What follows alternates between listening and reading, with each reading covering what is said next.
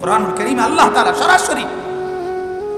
সরাসরি বিবির জন্য, স্ত্রীর জন্য স্বামীকে আল্লাহ সুপারিশ করেছে, ওয়াশিরুহুন্না বিল মারুফ, এই তুমি কিন্তু তোমার স্ত্রীর সাথে উত্তম আচরণ করিও। এরপরে আল্লাহ বলে যদি সে তোড়ে কোনোদিন আর তালাকের পর্যন্ত এমন রাগ উঠছে তুমি এখন তালাক দিয়ে লাইবা এরম মনে চাইতেছে, আল্লাহ তাআলা তখনও বলছে আমি তোমারে স্বামী, আমি তোমার স্ত্রীর পক্ষে আমি তোমার একটা সুপারিশ করতে চাই, শোনো একটু থামো। হতে পারে আজকে যে বিষয়ে রাগ করছো এটা একটা বিষয়, কিন্তু অসংখ্য বিষয় তুমি তার দ্বারা উপকৃত হয়েছ, সেগুলোর দিকে খেয়াল করে এই একটা ছেড়ে দাও। গতকালকে আমি সিলেট গেছিলাম, আমরা 12 জন আলেম বুড়িচং উপজেলা থেকে, ওই পরে একজন আলেম দ্বীন আমাদেরকে সামান্য একটা কিতাব হাদিয়া দিয়েছেন। যিনি হাদিয়া দিয়েছেন তিনি হলেন বাংলাদেশের শ্রেষ্ঠ আলেম দ্বীনের সন্তান, আমাদের বাইতুল মুকাররম জাতীয় মসজিদের এককালীন বাংলাদেশের ইতিহাসের শ্রেষ্ঠ খতিবে মিল্লাত যাকে বলা হতো আল্লামা ওবায়দুল হক রহমতুল্লাহ আলাইহি, এই তার সন্তান, ওনার ছেলে ঢাকা আর সিলেট দরগা মাদ্রাসা আছে, শাহজালাল মাজারের সাথে যে মাদ্রাসাটা, ওই মাদ্রাসার মুহাদ্দিস হযরত মাওলানা আতাউল হক জালালাবাদী দামাত বারাকাতুহু, অনেক বুজুর্গ আলেম, উনি হাদিয়া দিয়েছেন।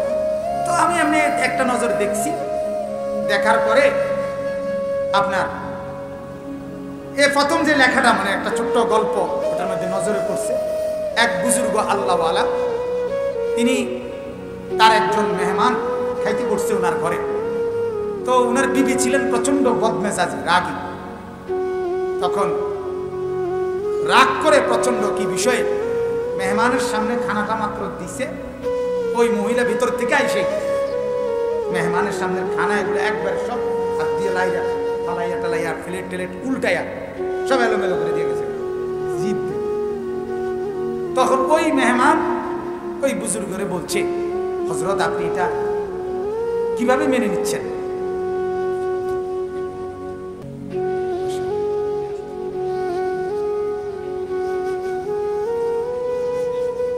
জি, তো এরপরে আপনার শুনতেছেন সবাই?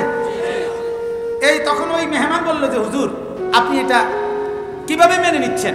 আপনি এরম বেডি লইয়া ঘর করেন, কিটা বেডি নি না কিটা, কথা বোঝেন না, তাই বেডি করলো না একজন মেহমান, এটা চেপতেছে আর কি, কিন্তু এইভাবে বাচ্চাকে হারাই দাও।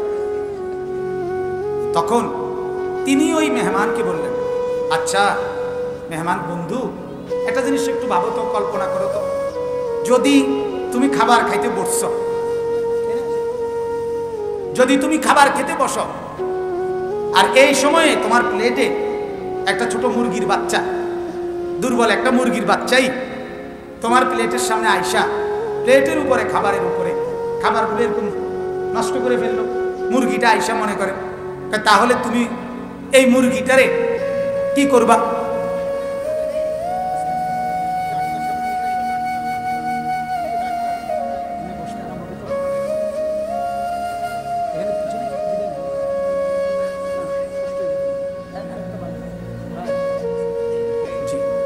তো বলতেছে তুমি যদি একটা মুরগির বাচ্চাকে যদি কি করো, দেখো যে তোমার খাবারের মধ্যে এগুলা নাইরা চেরা নষ্ট করে ফেলছে, তো মুরগিটার সাথে তুমি কি আচরণ করো? হযরত ছোট্ট দুর্বল মুরগি, আমি আর তারে কি করব?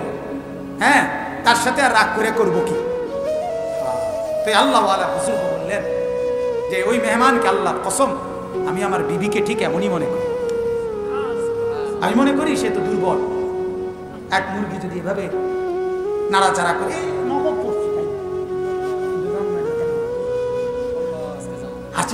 আমি তার জীবনে তাইলে আপনার উনি বললেন যে আমি ঠিক এক মুরগির বাচ্চা যেমন দুর্বল, এক নারী সেও তো দুর্বল, তারে মাফি করে দিলাম, এভাবেই আমি জীবনটা তাকে মাফি করছি। সুবহান, এক মুরগির ছানার মতো মনে। আমাদের করাচির হযরতের কিতাব আছে, বয়ানের মধ্যে আমরা শুনছি পড়ছি, করাচি হযরত বলতে এই উপমহাদেশের একদম শ্রেষ্ঠ বুজুর্গ, আরিফ বিল্লাহ হযরত মাওলানা শাহ হাকিম মোহাম্মদ আখতার রহমতুল্লাহ আলাইহি করাচি হযরত রহমতুল্লাহ আলাইহি একদিন বয়ানে নিজের বিবিকে বেশি বেশি যেন মাফ করে দেয় স্ত্রীকে, যে বিবিকে বেশি বেশি মাফ করে দিবা, বারবারই কষ্ট দিবে কিন্তু তুমি মাফ করে দিও। তো তখন উনি এটা বলতে গিয়ে এক পর্যায়ে বয়ানের মধ্যে বলছে যে একটা জিনিস ভাবো, যে বিবির পেট থেকে, তোমার স্ত্রীর পেট থেকে, গর্ভ থেকে একটা সন্তান বাইর হয়েছে, সে তো এটার উনি এত রসিকতা কইরা মানে খুব মজা করে বলতেন যে आदमी से जब आदमी निकलती है तो आदमी क्या रहती है। आदमी মহিলাটা তো একটা আদমি, কথা বলেন না? তা আদমির থেকে যখন একটা আদমি বাইরে হয়ে গেছে, মানুষের পেট থেকে যখন একটা মানুষ বাইরে হয়েছে, এই মানুষটার কি রয়েছে? অর্থাৎ এটা একবারে দুর্বল হয়ে গেছে। এই মহিলাটা তো একদম কি হয়ে গেছে? দুর্বল হয়ে গেছে। आदमी से जब आदमी निकलती है आदमी क्या रहती है। आदमी আর থাকেটা কি? এই অবলা নারীর উপরে তুমি কেন জুলুম করবে, কেন অত্যাচার করবে, কেন তাকে অনর্থক বাহিরে তুমি বিনয় তাওয়াজু করে হুইতালা বুঝেন না? ঘরে আয় দাঁত ফালাই তোমাদের বাচ্চাইন তরকারি দাও না, আক্কল নাই ফতার নাই, সারাদিন মেহনত করে আছে, আপনার বউ কি জিরা চাপাইছে সারাদিন, কথা বলেন না কেন? খেয়াল করা উচিত কিনা বলেন না? খেয়াল কোরআনুল কারীম আল্লাহ তাআলা সরাসরি সরাসরি বিবির জন্য, স্ত্রীর জন্য স্বামীকে আল্লাহ সুপারিশ করেছে, ওয়াশিরুহুন্না বিল মারুফ, এই তুমি কিন্তু তোমার স্ত্রীর সাথে উত্তম আচরণ করিও।